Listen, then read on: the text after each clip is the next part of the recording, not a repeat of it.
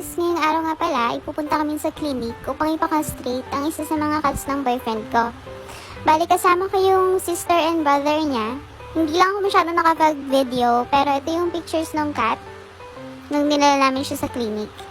And iwanan muna daw namin siya dito, tapos babalikan na lang kapag okay na. Ayan, and dahil medyo matagal nga yung paghihintay, tapos lunch na rin, so nag-decide kami kumain muna dito sa Stings Bellichon.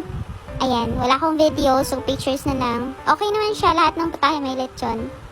Pumunta na rin kami sa pet shop para bumili ng mga pagkain ng pusa ko.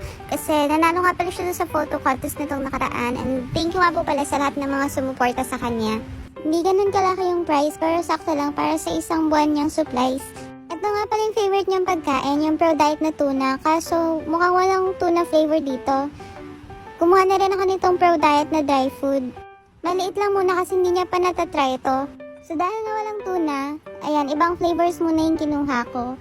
Then naalala ng boyfriend ko, meron siyang VIP card dito. Kaso, ang sabi ng staff, hindi raw nila magagamit kasi walang kuryente. So binigyan na lang nila kami ng vitamins.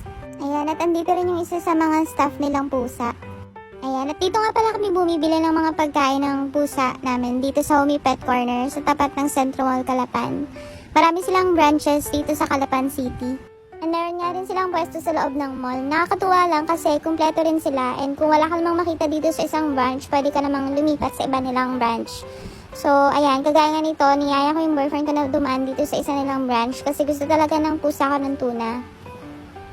Ayan, at tinignan ko na kung merong tuna, ang kaso, wala rin. So, sabi ng dalawang staff na pusa dito, wala kaming tuna!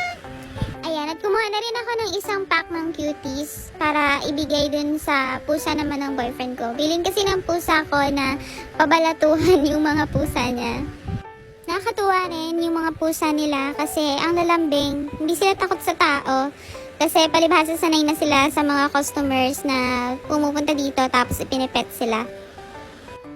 At pagkatapos naming mamili ay bumalik na kami dito sa clinic kasi okay na raw yung cat, sabi nung staff. Ayan, and medyo madaming tao.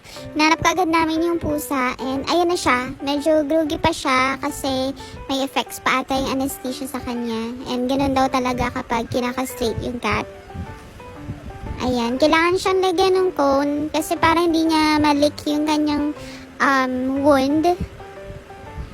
Ayan, at dahil nga hindi komportable yung cat dun sa cone, ang sabi ng staff, alis na lang muna din sa kanilang ilagay pagka-uwi sa bahay. Ayan, at nilalagyan na nga nila ng cover yung cage para hindi naman siya ganun kamainitan. For example lang na tumigil yung car.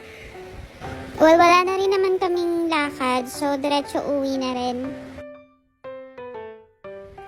And bale, ito nga pala yung mga nabili ko dun sa napanalunan ni Jersey. Tuwang-tuwa siya at una niyang tinikman itong cat cookies. Ayan, kita-kita niya naman. Ayaw na ayaw ibigay sa akin. Gusto niya kanya na lang.